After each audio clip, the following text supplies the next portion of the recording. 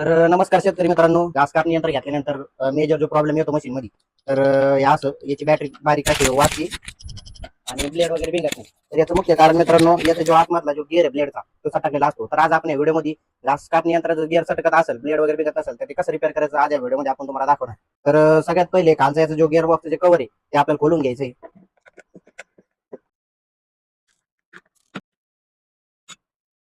मित्रांनो तुम्ही बघू शकता जे हे ब्लेड न बिघण्याचं जे कारण आहे, तर हा जो गिअर आहे ना, या ज्या होलमधून हे सटकलेला आहे त्याच्यामुळे हे बिघत नाही.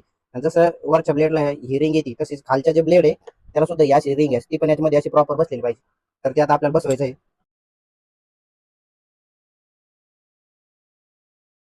तरी खालची जी जे शॉफ्ट आहे त्याचा तो ह्या खालच्या ब्लेडमध्ये आपण बसवलेला असा पूर्ण पॅक असा बसला पाहिजे. त्याच्यानंतर हा जो मेन गिअर आहे तो यामध्ये फिट करायचा आहे.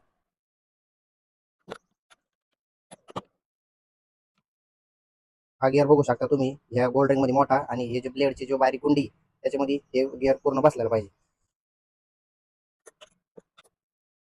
तर अशा प्रकारे हे यामध्ये दोन्ही मध्ये असं गुंतून घ्यायचंय.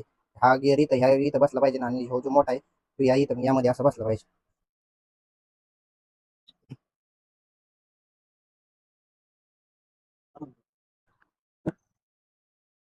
आपण आता याच्या गिअर बॉक्स मधले जो गिअर टाकला होता तो गिअर आपण या व्हिडिओ मधून तुम्हाला दाखवलेले असं पूर्ण बसवायचा आणि मग